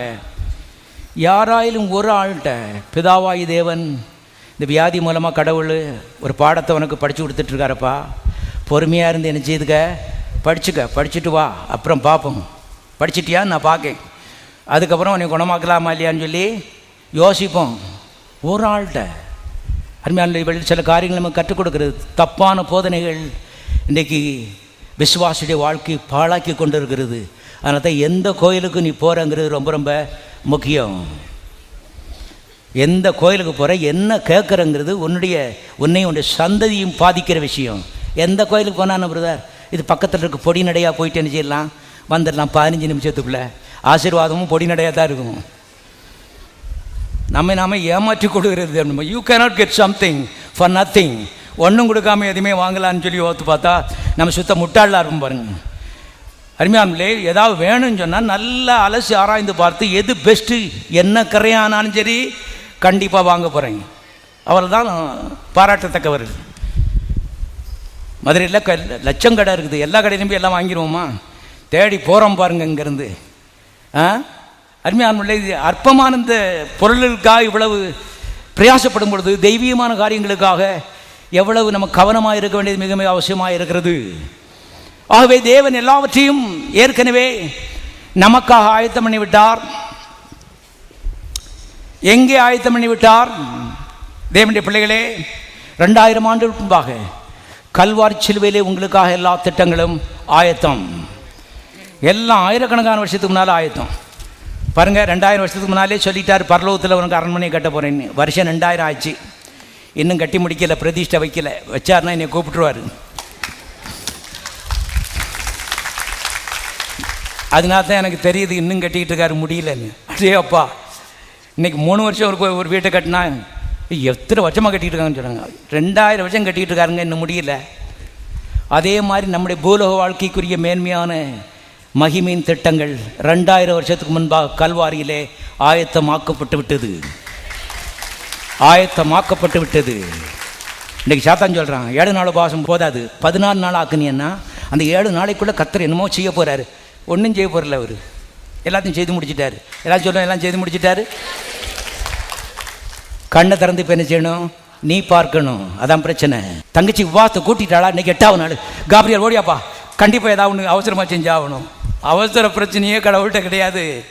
கர்த்தர் இந்த வருஷத்தின் கடைசியில் சொல்கிறாரு, அவசர காலமாக எதையும் செய்யாத, நல்லா கருத்தாய் கற்றுக்கு ஜெபித்து கர்த்தருடைய ஆலோசனை கேட்டு காரியங்களை நல்ல நிறுத்தி நிதானமாய் காரியங்களை செய். ஒரு நாளும் வெட்கப்பட்டு போக மாட்டேன். கண்ணீருடைய பங்காக மாறாது. தேவனுடைய மக்கள் அவசர காலத்தில் எதையோ ஒன்று கண்ட மாதிரி செஞ்சுட்டார், மேலே கேலி பொருளாக இருக்கிறது இல்லை. நம்முடைய தேவனுடைய காரியங்கள்லாம் பார்த்தா எல்லாம் முன்கூட்டியே திட்டமிட்டு அருமையான பிள்ளைகள் ரொம்ப கேர்ஃபுல்லாக எல்லாவற்றையும் அவர் செய்கிறார் என்று வேதம் சொல்கிறது. அருமையான கவனிகளாகவே இன்றைக்கி உங்களுக்கு உபாசம் இருக்குன்னா உபாசம் இருங்க, அதை பற்றி ஒன்றும் பிரச்சனை இல்லை. ஆனால் திட்டங்களை கடவுள் போடுறதுக்காக நீங்கள் உபாசம் இருக்கலை. ஏன்னா நீங்கள் பிறக்கிறதுக்கு முன்னாடி அவர் திட்டத்தை நினச்சிட்டாரு, போட்டுட்டார். அதான் எல்லாம் பிறக்கிறதுக்கு முன்னாடி ஆயத்தம். இன்றைக்கி வெள்ளைக்காரங்க பாருங்கள், பிள்ளைகளை உடனே பெற்றுக்கிட மானுங்க. நம்ம ஊரில் வேறு மாதிரி. வெள்ளைக்காரங்க பிள்ளைகளே பெற்றுக்கிட மானுங்க பாருங்கள். எதுக்கு பிள்ளை பெற்றுக்க மாட்டேங்க கேட்டால், பிள்ளைக்கு தனி ரூம் வேணும், தொட்டில் வேணும், பவுடர் வேணும், டயப்பர் வேணும், டாய்ஸு, இப்போ விளையாட்டு சாமான் வேணும். எல்லாத்தையும் முன்கூட்டியே ஆயத்தம் பண்ணிட்டு தான் அதுக்கப்புறம் பிள்ளைகளை நினச்சிருது இப்போ பெற்றுக்கிறான். கொஞ்சம் கத்துற மாதிரி அவனு செய்கிறானுங்க. நம்ம பெற்று போட்டுக்கிட்டு தான் அதுக்கப்புறம் இடுப்பில் கட்டுறதுக்கு துணி இல்லையேன்னு சொல்லி அதுக்கப்புறம் யோசனை. எல்லாம் அவசர கோலம் தான் பாருங்க. அருமையான கவனியங்கள், தேவன் அவசர கோலத்தில் இந்த மாதிரி எதையும் செய்கிறதில்லை. 2000 வருஷத்துக்கு முன்னால் எல்லாவற்றையும் திட்டமிட்டு என்னென்ன உங்களுக்காக செய்ய வேண்டுமோ எல்லாவற்றையும் செய்து முடித்து விட்டார். எல்லாம் சொல்ல முடித்து விட்டார். இன்னைக்கு கர்த்தர் அவசரமாக பரலோகத்தில் பாருங்கள், கர்த்தர் பிஸி அங்கங்கும் ஓடிட்டு இருக்கல. அவர் வலது பாசத்தில் உட்கார்ந்துருக்காருன்னு போட்டிருக்கு. யார் கண்ணை திறந்து நான் ஆயத்தம் பண்ண திட்டங்களை காண்பார்கள், யாருடைய மனக்கண்கள் திறக்கும். பாருங்க, இந்த மாம்ச கண்ணை வச்சு அதை பார்க்க முடியாது. அதான் விவரம். ஏற்கனவே தான் நான் உங்களுக்கு சொன்னேன், யோனாவின் குமாரனாய் சீமோனே, மாம்சமும் ரத்தமும் இதை உனக்கு வெளிப்படுத்தவில்லை. கல்லூரியிலும் யூனிவர்சிட்டியிலும் இந்த தெய்வீகமான காரியங்களை வெளிப்படுத்தவில்லை. பரலோகத்திற்கு பிதாவை இதை உனக்கு என்ன செய்தார்? வெளிப்படுத்தினார். நீ சின்ன கல்லாக இருக்கிறாய், கூழாங்கல்லாக இருக்கிறாய், பெட்ரோஸ், சின்ன கூழாங்கல்லாக இருக்கிற. ஆனால் உனக்குள்ள ஒரு பெட்ரா, ஒரு கண்மலை இருக்கிறது. அது தேவன் கொடுத்த வெளிப்படுத்தல். கர்த்தர் மனதை திறந்து உனக்கு கொடுத்த வெளிப்படுத்தல். இதன் மேலே என் சபையை நான் என்ன செய்வேன்? கட்டுவேன். குடும்பங்களை கட்டுவேன். குடும்பங்களுடைய நல்வாழ்வு அருமையானவர்களே தேவன் மனதை திறந்து கொடுக்கிற வெளிப்படுத்தல் மேலே கட்டப்படுகிறது. ஊழியக்காரன் சபையில் மிக மிக ரொம்ப முக்கியம். வெளிப்படுத்தல் இல்லாத ஒரு ஊழியக்காரன் மேலே கர்த்தர் ஒன்றையும் கட்ட முடியாது என்பதை தெரிந்து விடுங்கள். பைபிள் ஸ்கூலுக்கு போய் 4 டிகிரி வாங்கியிருக்கலாம், அதை வச்சு கடவுள் கட்டுறதில்லை. இந்த கலின் மேல் என் சபையை குடும்பங்களை நான் கட்டுவேன். சபையில் தேவனாலே கட்டப்படுகிறது. சபைனா குடும்பம். பாருங்கள், தேவன் கட்டுகிறார். எப்படி கட்டுகிறான்னு சொன்னால், ஒரு ஊழியக்காரனை மனதை திறந்து கர்த்தர் ஆயத்தம் பண்ணி வைத்திருக்க இந்த காரியங்களை வெளிப்படுத்தலாக அவனுக்கு கொடுக்குறான்னு பார்க்குறான். இப்போ அவனுக்குள்ளே ஒரு கற்பாறை போல அந்த வெளிப்படுத்தல் அறிவு இருக்கிறது. கர்த்தரை ஒன்னே நம்பி நான் கட்டலாம். பேதுரு தான் எருசலேம் சபையினுடைய தூண் என்று கலாத்தியர் 3ஆம் அதிகாரத்தில் எழுதப்பட்டிருக்கிறது. 40,000 மக்கள் அங்கே இருந்தார்கள். அவருடைய குடும்பங்கள் கட்டப்பட்டது, பாவங்கள் மன்னிக்கப்பட்டது, சாபங்கள் தொலைந்தது, வியாதிகள் மறைந்தது, எல்லா அறிவீனங்களும் அந்தகாரங்களும் ஒளிந்து போயிட்டு மக்கள் வாழ்ந்தார்கள், செழித்திருந்தார்கள். அத்தனையும் காரணம் மனம் திறக்கப்பட்ட ஒரு ஊழியக்காரன், வெளிப்படுத்தலை பெற்ற ஒரு ஊழியக்காரன். மத்தேயு 16 வாசிக்கிறோம். கவனிங்கள், ஊழியக்காரன் மாத்திரமல்ல, குடும்ப தலைவர்களும் குடும்ப தலைவிகளும் மனது திறந்தவர்களாய், மாம்ச கண்கள் பார்க்க முடியாத காரியங்களை பார்க்கக்கூடியவர்களாய் இருப்பார்களானால் அவர்கள் மேலே கர்த்தர் குடும்பங்களை கட்டுவார், ஐஸ்வர்யத்தை கட்டுவார், ஆரோக்கியத்தை கட்டுவார், நீடிய வாழ்வை கட்டுவார், நல்ல எதிர்காலத்தை கட்டுவார். தேவன் சில காரியங்களை சில படிகள் மூலமாக அவர் செய்கிறார் என்பதை தெரிந்து கொள். கடவுள் அவர் எப்படி வேணாலும் செய்வார், அது சுத்த அறிவினம். தேவன் சில வழிமுறைகளை வைத்திருக்கிறார். கவனிங்க. ஆகவே எதுக்கு இதை சொல்கிறேன்? அடிக்கடி ஜெபிக்கணும். கர்த்தாவே என்ற மனதை என்ன செய்யும்? திறந்தரணும். உன்னதமான திட்டங்களை ஆயத்தம் பண்ணி வைத்திருக்கிறீர். உங்களுடைய திட்டங்கள் அது ஒரு ஏப்பசாப்பையாக இருக்க முடியாது. They must be the best plans. They must be the great plans, because God is a great God. தேவன் பெரிய தேவன். அவருடைய திட்டங்கள்லாம் பெரிய திட்டங்களாக தான் இருக்க முடியும். தேவன் பெஸ்ட். அவர் God is a best God. அவருடைய திட்டங்கள் எல்லாம் பெஸ்டான திட்டங்களாக தான் இருக்க முடியும். இப்போ என்னை பார்க்கும்படி எனக்கு உதவி செய்யும். ஊழியக்காரன் பார்த்தாரு, அது நல்லது. ஆனால் தாயும் தகப்பனும் பார்த்தா அந்த குடும்பம் என்ன செய்யப்படும்? கட்டப்படும். தேவன் கட்ட விரும்புகிறா. அவர் God is a mighty builder. நம்ம தேவன் இந்த வருஷ கடைசியில் சொல்கிறார், உன் குடும்பம் கட்டப்பட வேணும், உன் சந்ததி கட்டப்பட வேணும். இந்த தேசத்திலே தேவனுக்கு பயப்படாத மனிதர்களும் தேவனை நம்பாத அஞ்ஞானிகளுக்கு மத்தியிலே தேவன் ஜீவிக்கிறார் என்பதை ஓ மூலமாக நான் வந்து காட்ட விரும்புகிறேன். உன்னிலே எனக்கு ஒரு நோக்கம் இருக்கிறது. அதற்காகத்தான் உன்னை பற்றி உயர்ந்த திட்டங்களை வச்சிருக்கிறேன். ஆகவே இதை மாம்சியமான கண்ணால் பார்க்க முடியாது. அடிக்கடி ஜெபிக்கணும். கர்த்தாவே என்ற மனதை என்ன செய்தும் திறந்து விடும். கண் திறக்கப்பட்ட ஒரு மனிதனாக என்னை மாற்ற ஆண்டவரே. வாசிக்கலாம். லூக்காவின் சுவிசேஷம் 24வது அதிகாரம் 44வது வசனம். சீஷர்களை நோக்கி இயேசு, மோசே நியாயப்பிரமாணத்திலும் தீர்க்கதரிசியின் ஆகமங்களிலும் சங்கீதங்களிலும் என்னை குறித்து எழுதியிருக்கிறவர்கள் எல்லாம் நிறைவேற வேண்டியதென்று நான் உங்களோடு இருந்தபோது உங்களுக்கு சொல்லிக் கொண்டு வந்த விசேஷங்கள் இவைகளே என்றார். சத்தமாக வாசிங்க. அப்பொழுது வேத வாக்கியங்களை அறிந்து கொள்ளும்படி அவருடைய மனதை அவர் திறந்து அவளை நோக்கி எழுதியிருக்கிறபடி இவளெல்லாம் சம்பவித்தன்னு சொல்கிறாரு. கவனிங்க. எல்லாம் இங்கே பாருங்கள். 3.5 வருஷம் கூட இருந்தாங்க, கூட படுத்தாங்க, கூட நடந்தாங்க, பிரசங்கெல்லாம் கூட போய் கேட்டாங்க. மனம் திறக்கப்படவில்லை. ஒரு சிந்தனைக்கு நான் விடுகிறேன். விவரமான சில காரியங்களை பேசிக்கிட்டு இருக்கேன். நான் 14 வருஷம் இங்கே இருக்கேன், அதனால் எனக்கு எல்லாம் தெரியும். 3.5 வருஷம் கூட இருந்தான், ராத்திரி பகலாக கூட படுத்திருந்தான். மனது திறக்கவில்லை, காரியங்கள் புரியவில்லை. கவனிங்க. இப்போ பரமேறி போகிறாரு. இதான் கடைசி தருணம். இவங்களை வச்சு தான் சபையை என்ன செய்ய வேண்டும்? கட்ட வேண்டும். ஆகவே டைம் வந்துடுச்சு. கர்த்தர் மனதை திறந்தார் எழுதப்படுகிறது. இது வரைக்கும் பார்க்காத காரியங்களை அவர் நினைச்சுகிறார்கள், காண்கிறார்கள். அது இந்த நாட்களிலே நம்முடைய வாஞ்சியும் தாகமும் அதைத்தாரும் இதைத்தாரையா இதைத்தாரையா இதைத்தாரையா இப்படியே கேட்டுக்கிட்டு இருக்கல தேவனுடைய பிள்ளைகளே. நான் ஒன்று சொல்லுகிறேன். உங்களுடைய பிரச்சனையிலேயே திருப்பி திருப்பி சொல்லி காலம் ஒரு நேரம், மத்தியானம் ஒரு நேரம், ராத்திரி ஒரு நேரம் மறந்துடாமல் கர்த்தர்கிட்ட சொல்கிறதில்ல. அது ஜெபம் கிடையாது மக்களை. இதுதான் ஜெபம். கர்த்தாவே என் மனதை என்ன செய்யும்? திறந்துடணும். இதுதான் ஜெபம். கவனியங்கள். நம்முடைய ஜெபங்கள் தேவனுக்கு பிரியமாக இருக்கணும். சும்மா ஒரு அற்பமான காரியங்களையே ஒரு நாளைக்கு 3 நேரம், வருஷத்தில் 1000 நேரம் கர்த்தர்கிட்ட திருப்பி திருப்பி சொல்கிறதில்லை. அவர் முட்டாள் கிடையாது, மறக்க மாட்டார். ஒரு நேரம் சொன்னால் அவருக்கு தெரியும். கவனிங்க. அதனால் 100 நேரம் இதை ஜெபிக்கலாம். கர்த்தாவே என் மனதை திறந்துடும், என் மூத்த பிள்ளை மனதை திறந்துடலாம் ஆண்டவரே, என் கடைசி பையன் மனதை திறந்துடலாம் ஆண்டவரே, என்னுடைய குடும்பம் கண்திறக்கப்பட்ட ஒரு குடும்பம் ஆயிடுச்சிட்டும் இருக்கட்டும். ஆவிக்குரியவர்களாய், ஆவி உலகத்தை பார்க்கிறவர்களாய், ஆவியாய் இருக்கிற தேவன் ஆயத்தம் பண்ணி இருக்கிற காரியங்களை, அன்பின் திட்டங்களை பார்க்கிறவர்களாய் இந்த பிள்ளைகள் மாறட்டும் ஆண்டவரே. அப்படிதான் ஆவிக்குரிய பிள்ளைகள். அப்படிப்பட்டவர்களுக்கு அருமையான ஆசீர்வாதங்கள் ஒரு நாளும் தப்பாது என்பதை தெரிந்து கொள்ளுங்கள். தேவன் மக்களை, முதலாவது தேவன் ராஜ்யத்தை தேடுங்கள், அப்படி இவளெல்லாம் உங்களுக்கு நிச்சயப்படும், கூட கொடுக்கப்படும். தேவ தூதர்கள் அருமையானே வந்து ஆக்டிவாக இருக்காங்க இப்படிப்பட்ட ஆட்களுக்கு அளந்து போடுறதுக்கு. தேவன் மக்களாகவே இந்த கர்த்தர் ஆயத்தம் பண்ணி இருக்கவில்லை, மனதை திறந்து பார்க்கணும். மாம்ச கண்ணை வச்சு பார்க்க முடியாது, அது லேசர் கண்ணுக்கு புலப்படாத தேவனுடைய மக்களை, தெய்வீகமான காரியங்கள். இது ஒரு ஆர்வம் உள்ளவள், உள்ள ஒரு தேட்டம் நாட்டம் உள்ளவர்களுக்கு தான் இது என்ன செய்யும், புலப்படும்.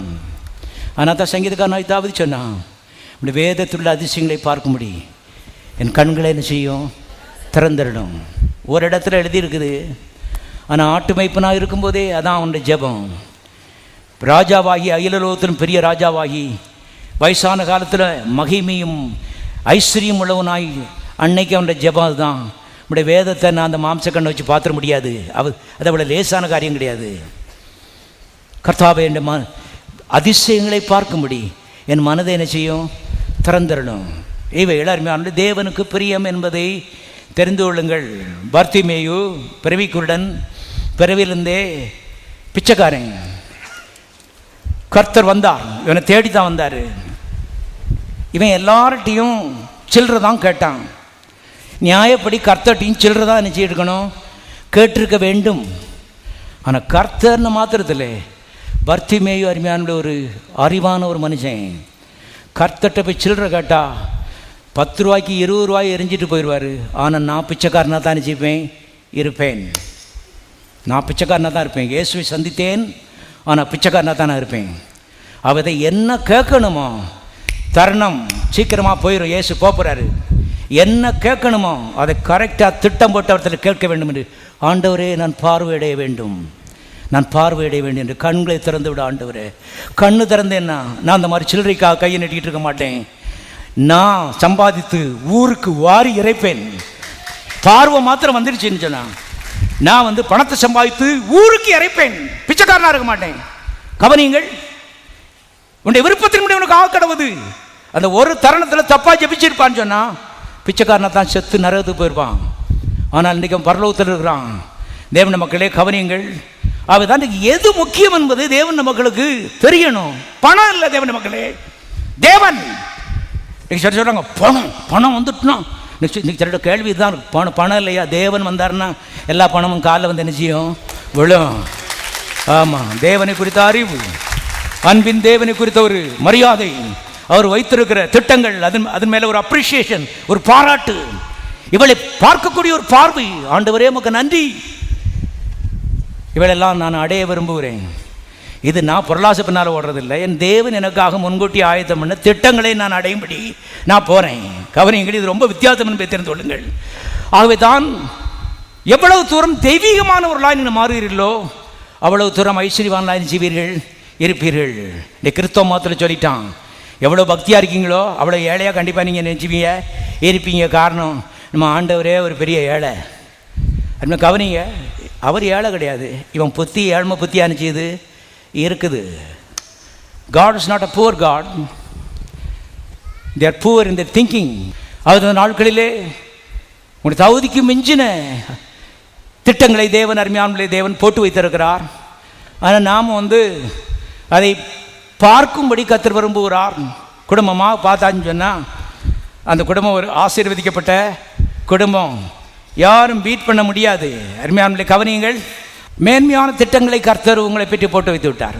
ஒரு பாட்டுக்கு அழகான பாட்டு, மேன்மையான எண்ணங்களும் மகிமையான திட்டங்களும் எனக்காக என் இயேசு சிலுவையிலே தந்து விட்டார். மேன்மையான எண்ணங்களும் மகிமையான திட்டங்களும் எனக்காக என் இயேசு சிலுவையிலே தந்துவிட்டார். பூமிக்கு வானங்கள் எத்தனை உயரமோ அத்தனை உயரமே என் தேவன் திட்டமே.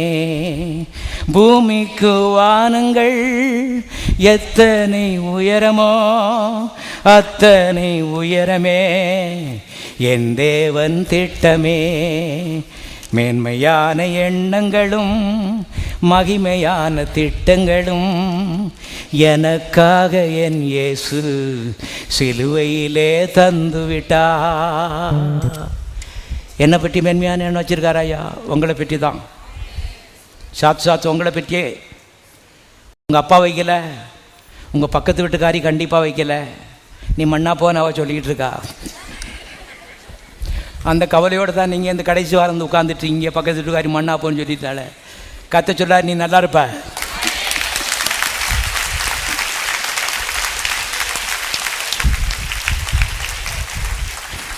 பக்கத்து வீட்டுக்காரி சொன்ன மாதிரி நடக்காது, கத்த சொன்ன மாதிரி தான் செய்யும் நடக்கும். எதை பார்க்க போகிறீர்கள் அதான் கேள்வி. பக்கத்து வீட்டுக்காரி இப்படி சொல்லிட்டா, பக்கத்து வீட்டுக்காரி இப்படி சொல்லிட்டா, 10 வருஷம் போய் சொல்லுது.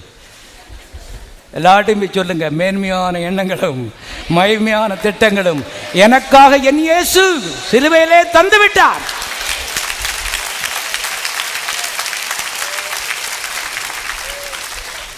யார் பராமப்படட்டும், யார் மண்ணா போட்டுன்னு சொல்லட்டும், தேவனுடைய திட்டங்கள் பொய்யறையாது, மாறாது, வாடாத திட்டங்கள், மைமின் திட்டங்கள், மாறாத திட்டங்கள். பொய் சொல்ல தேவன் மனிதன் அல்ல, மனம் மாற அவர் மனுபுத்திரன் அல்ல. சொல்லி செய்யாதிருப்பாரோ, வசனித்தும் நிறைவேற்றாதிருப்பாரோ. கர்த்தர் சொல்றார், கல்வாரியிலே கடைசி சொட்டு ரத்தத்தை சிந்தி திட்டங்களை நான் உறுதிப்படுத்தியிருக்கேன். திட்டங்கள் தேவனுடைய ரத்தத்தினாலே உறுதிப்படுத்தப்பட்டிருக்கிறது. எந்த பிசாசும் நான் வச்சிருக்க திட்டங்களை சீர்குலைத்து போட முடியாது. கர்த்தர் சொன்னா சொன்னதுதான். இப்ப கர்த்தர் சொன்னா, நீ அதை கண்ணை திறந்து நினைச்சு மேன்மையான திட்டங்களை பாரு. எல்லாரும் போகும்போது பாடிட்டே போங்க, மேன்மையான திட்டங்களும் மகிமையான எண்ணங்களும். அப்படியே ஆகும். எல்லாரும் கண்களை மூடுவோம். பரலோக பிதாவை நன்றியுடன் நம்ம துதிக்கிறோம். மனுஷன் விசாரிக்கிறங்க மனுபுத்திரனை எண்ணூறுக்கோ நீ எம்மாத்திரமே எழுதியிருக்கிறபடி தகப்பனே கர்த்தர், நீங்கள் எண்ணனே மாத்திரமில்லை, என்னை முன்குறித்தீர் ஆண்டவரே, அழைத்தீர், நீதிமான் ஆக்கினீர், மகிமைப்படுத்தி இருக்கிறீர். மகிமையான திட்டங்களை எங்களை குறித்து வரைந்து வைத்திருக்கிறீர் ஆண்டவரே. எல்லாரும் ஊழியக்காரர் விசுவாசிடும் எல்லாருடைய மனக்கண்கள் திறக்கப்படுவதாக. எல்லா நாட்களில் கர்த்தருடைய மகிமையின் திட்டங்களை கர்த்தாவை பார்க்கும்படி உதவி செய்ய வேண்டும் நாங்கள் ஜெபிக்கிறோம். எல்லாருடைய வாழ்க்கையிலும் கர்த்தாவே உம்முடைய திட்டங்கள் பரிதமாவதாக. தொழில்கள் வாழட்டும், குடும்பங்கள் வாழட்டும், சரீரங்கள் வாழட்டும், இந்த சபை வாழும்படி இயேசுவின் நாமத்தில் நாங்கள் சொல்லுகிறோம் கர்த்தாவே. சமுதாயம் வாழட்டும், பட்டணம் வாழட்டும் கர்த்தாவே. நானும் மந்திருக்கு வாழ்வு கொடுக்கவும், இந்த வாழ்வு பரிபூர்ணப்படவும் வந்தேன்னு சொன்னீரே. வாழ வைக்கிற தேவனே நான் துதிக்கிறோம் ஐயா. நம்முடைய வாழ்வு கர்த்தாவே இந்த நாட்களிலே பரிபூர்ண வாழ்வாகி பாத்திரம் நிரம்பி வழியும்படி நாங்கள் ஜெபிக்கிறோம். ஜெபிக்கிறதுக்கு அதிகமாக நிச்சயில இருக்கோம். நமக்கு நன்றி, இயேசுவின் நாமத்தில் பிதாவே. ஜீவ வார்த்தை ஆலயத்தில் ஒவ்வொரு ஞாயிற்றுக்கிழமையும் ஏராளமானோர் கூடி தேவனை ஆராதிக்கிறார்கள். தேவனுடைய வார்த்தையின் மகத்துவத்தை வேதாகமத்திலிருந்து மிக தெளிவாகவும் எளிமையாகவும் இங்கு போதிக்கிறோம். உங்கள் வாழ்க்கையும் வளம் பெற இந்த சத்தியங்களை கேட்டு பயனடையுங்கள். உங்களையும் எங்கள் ஆலயத்திற்கு அன்புடன் அழைக்கிறோம். எங்கள் முகவரி ஜீவ வார்த்தை ஆலயம், Madakkulam road, Palanganatham bus stand வழி, மதுரை, தென்னிந்தியா. தேவன் தாமே உங்களை ஆசீர்வதிப்பாராக.